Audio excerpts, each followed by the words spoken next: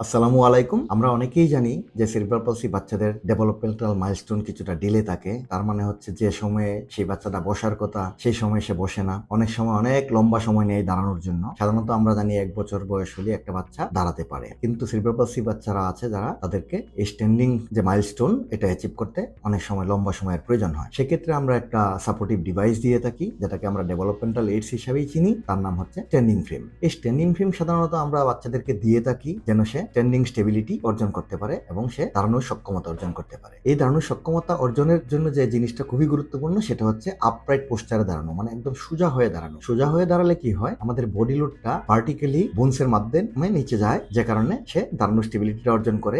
এই অবস্থায় তার মাসলস গুলো ব্যালেন্স অবস্থায় থাকে এবং স্ট্রেংথেনিং হয়। আর যদি আমরা স্ট্যান্ডিং ফ্রেমে দাঁড় না করাই তাহলে সে অ্যাবনর্মাল পোস্টারে দাঁড়ায়, বডি লোডটা সঠিকভাবে পাস হয় না, যে কারণে একটা মাসল এক্সটেন্সিভ স্ট্রেসে থাকে আর একটা মাসল খুব রিল্যাক্স পজিশনে থাকে, মাসল ব্যালেন্সটা মেনটেন হয় না। এই জন্য আমরা বেসিক্যালি একটা স্ট্যান্ডিং ফ্রেম দিয়ে থাকি যেন স্ট্যান্ডিং ফ্রেমের মাধ্যমে একটা বাচ্চা স্ট্যান্ডিং স্টেবিলিটি বা স্ট্যান্ডিং যে মাইলস্টোন সেটা অ্যাচিভ করতে পারে। এখন আমাদের কাছে মনে হয় যে আসলে আমরা একটা স্ট্যান্ডিং ফ্রেম দেই একটা সেরিব্রাল পলসি বাচ্চা যেন দাঁড়ানো শেখে, এটা একটা প্রাইমারি গোল। কিন্তু আমরা জানি যে দাঁড়ানোর অনেক বেনিফিট আছে। একটা সেরিব্রাল পলসি বাচ্চা তো বেশিরভাগ সময় শুয়ে থাকে, বসে থাকে, কিন্তু একটা বাচ্চা যদি না দাঁড়ায় তাহলে না দাঁড়ানোর ফলে যে পজিটিভ ফ্যাক্টরস গুলো আছে, যেসব জিনিসগুলোতে তার ডেভেলপমেন্ট বা অন্যান্য কাজে হ্যাম্পার হয়, সেই এরিয়াগুলোতেও স্ট্যান্ডিং ফ্রেম বিশেষ গুরুত্ব দেয়। যেমন আমি যদি বলি স্ট্যান্ডিং ফ্রেম একটা বাচ্চাকে দাঁড়ানো শেখানোর পাশাপাশি আর যে জিনিসগুলো করে সেগুলো হচ্ছে বোন ডেন্সিটি ইমপ্রুভ করে। একটা বাচ্চা যদি না দাঁড়ায় তার হাড়গুলো দুর্বল হয়ে যায়, দাঁড়ানোর সাথে সাথে বোনের ব্লাড সার্কুলেশন ইমপ্রুভ করে, মিনারেলাইজেশন হয়, সেক্ষেত্রে বোনের ডেন্সিটিটা বাড়ে এবং বোনের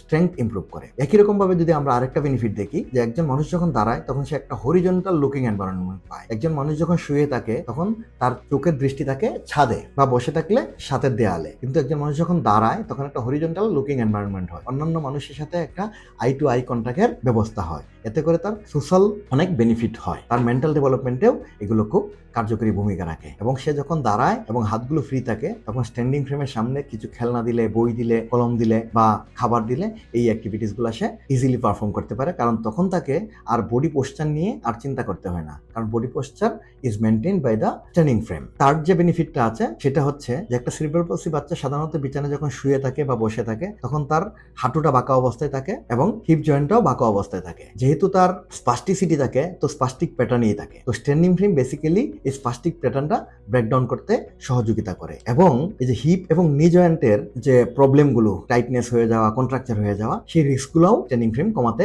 সহযোগিতা করে। আরেকটা জিনিস খুবই গুরুত্বপূর্ণ, আমরা জানি যে আমরা যখন ব্রিদিং করি তখন আমাদের এখানে একটা মাসলস আছে যেটার নাম হচ্ছে ডায়াফ্রাম। তো আমরা যখন বসা বা শোয়া অবস্থায় থাকি তখন ডায়াফ্রামটা উপরের দিকে চাপ দিয়ে থাকে, এই জন্য আমাদের লাংস যথেষ্ট জায়গা পায় না ব্রিদিং এর। কিন্তু আমরা যখন স্ট্যান্ডিং পজিশন বা আপরাইট পোস্টারে স্ট্যান্ডিং করি তখন ডায়াফ্রাম নিচে যাওয়ার জন্য অনেক জায়গা পায়, এই জন্য তার ব্রিদিং প্রসেসটা খুব ভালো হয়। এই জন্য আমরা যদি স্ট্যান্ডিং ফ্রেমে দিনে 2-3 বার দাঁড় করাই তাহলে এই বাচ্চাটার ভবিষ্যতে ব্রিদিং প্রবলেম হওয়ার সম্ভাবনা বা রিস্কটা কমে যায়। সুতরাং আপনারা বুঝতেই পারছেন যে স্ট্যান্ডিং ফ্রেম শুধু বাচ্চাকে স্ট্যান্ডিং শেখানোর জন্য না, আরো অনেক মেডিকেল বেনিফিট আছে। তারপরে যদি আমরা আরো জিনিস দেখি, এই স্ট্যান্ডিং ফ্রেমে একটা বাচ্চাকে নিয়মিত দাঁড়া করালে তার হচ্ছে গ্যাস্ট্রোইন্টেস্টিনাল যে পারফরমেন্স সেটা ইমপ্রুভ করে, তার হচ্ছে ব্লাডার বাওয়েল পারফরমেন্স ইমপ্রুভ করে, তার হচ্ছে হজম, প্রস্রাব পায়খানা, এই জিনিসগুলা রেগুলারিটি মেনটেন হয়। এজন্য স্ট্যান্ডিং ফ্রেমে একটা বাচ্চাকে দাঁড়া করানো উচিত। এছাড়াও যদি আমরা দেখি এটা মোটর ফাংশনকে এনহ্যান্স করে, মোটর এবিলিটিকে এনহ্যান্স করে। যেহেতু সে একটা স্ট্যান্ডিং ফ্রেমে আপরাইট পোস্টারে দাঁড়াচ্ছে, একদিকে যেমন সে স্ট্যান্ডিং এবিলিটি অ্যাচিভ করছে,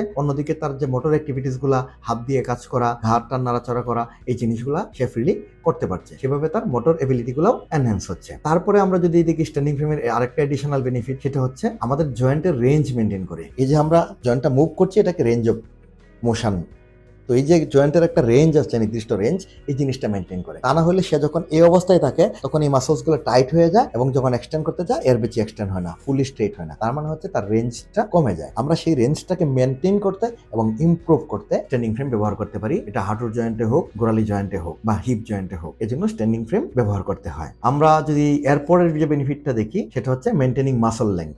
আমরা জানি যে আমরা যে কোনো মুভমেন্টের জন্য দুইটা মাসলস থাকে, একটা এদিকে একটা এদিকে। আমরা যখন এরকম করি তখন এই মাসলসটা শর্ট হয়, আবার যখন এরকম করি তখন এই মাসলটা এক্সটেন্ড হয়। একই ঘটনা ঘটে অন্যদিকের মাসলসটাতেও। কিন্তু যদি আমরা স্ট্যান্ডিং ফ্রেমে দাঁড়া করাই তাহলে দুইটা মাসলসই নিউট্রালি অবস্থায় থাকে, ইকুইলিব্রিয়াম একটা স্টেট ক্রিয়েট হয় যেখানে কোনো মাসলেই এক্সেসিভ স্ট্রেস হয় না, আবার কোনো মাসলেই শর্টেন অবস্থায় থাকে না। সুতরাং আমরা যদি স্ট্যান্ডিং ফ্রেমটাতে একটা বাচ্চাকে নিয়মিত দাঁড়া করাই তাহলে তার মাসল শর্টেনিং হয়ে যাওয়ার সম্ভাবনা খুব কম। মাসলের যে লেংথ সেটা মেনটেন করবে, আবার মাসলের যে ব্যালেন্স, দুই সাইডের মাসলের স্ট্রেংথের একটা ব্যালেন্সও মেনটেন করবে। আমরা যদি তার পরের পয়েন্টটা দেখি যে একজন মানুষ স্ট্যান্ডিং ফ্রেম ব্যবহার করলে একটা সেরিব্রাল পলসি বাচ্চা আর কি কি বেনিফিট পেতে পারে, তার মধ্যে অন্যতম হচ্ছে স্পাস্টিসিটিকে ইনফ্লুয়েন্স করে, স্পাস্টিসিটিকে রিডিউস করতে পারে, কন্ট্রোল করতে পারে। কারণ আমরা সবাই জানি, এভিডেন্স আছে যে good positioning can control spasticity, reduce spasticity. So good, যখন আমরা জয়েন্টের গুড পজিশনিং করব তখন অটোমেটিক্যালি স্পাস্টিসিটিটা একটা কন্ট্রোল স্টেজে চলে আসবে।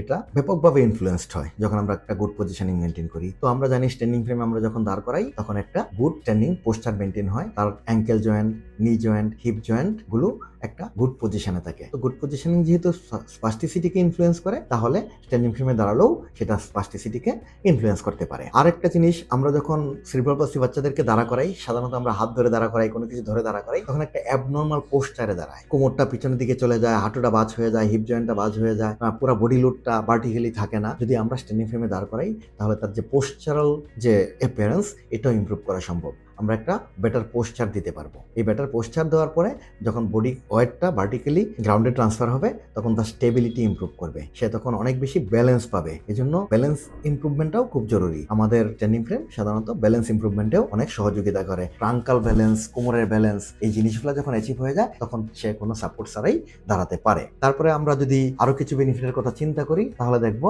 এটা কার্ডিওভাস্কুলার ফাংশনকে ইমপ্রুভ করে। যখন একজন মানুষ দাঁড়ায় তখন কি হয়, তার ব্লাড সার্কুলেশনটা ইমপ্রুভ করে, কার্ডিয়াক ফাংশনটা ইমপ্রুভ করে, এবং সাথে সাথে একজন মানুষ যখন দাঁড়ায় তখন আমাদের যে মেটাবলিজম, এই মেটাবলিজমটাকেও বুস্ট করে হচ্ছে স্ট্যান্ডিং পজিশন। এগুলো হচ্ছে মেডিকেলি প্রুভ একটা স্টেটমেন্ট যে standing boost metabolism.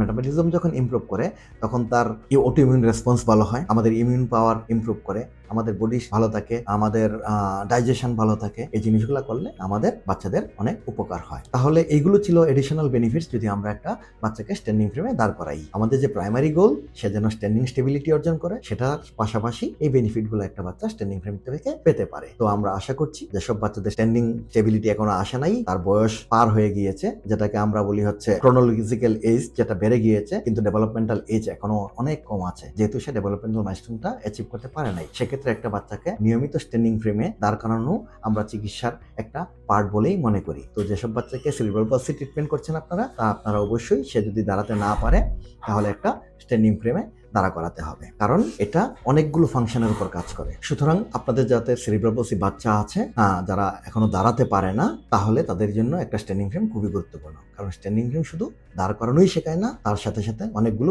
Health benefit এবং ফিজিক্যাল বেনিফিট দেয়। তো আশা করছি এই ভিডিওটা আপনাদের উপকারে আসবে। ধন্যবাদ সবাইকে।